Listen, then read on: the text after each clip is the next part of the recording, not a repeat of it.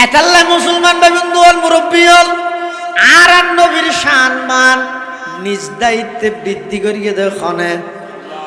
এতাল্লাই বেঈমান হলে কাফের হলে যত ষড়যন্ত্র করি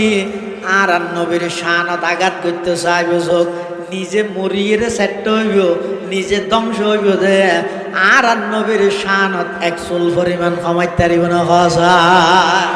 সমস্ত বেঈমান ব্যাগুণ একত্রিত হইরে তা আর নবীর যদি না মানে নবীর ক্ষতি হইব না ক্ষতি হইব দে হার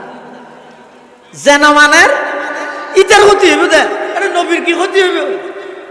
তুই সাথী না হলে তুই বিজিবি দে জ্বর কি হইব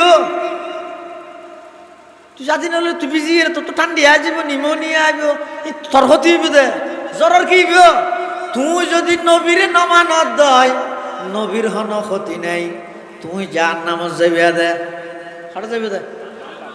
এটা বহুত বেইমান হলে পর্যন্ত আর নবীর প্রশংসার মধ্যে কিতাব লেখি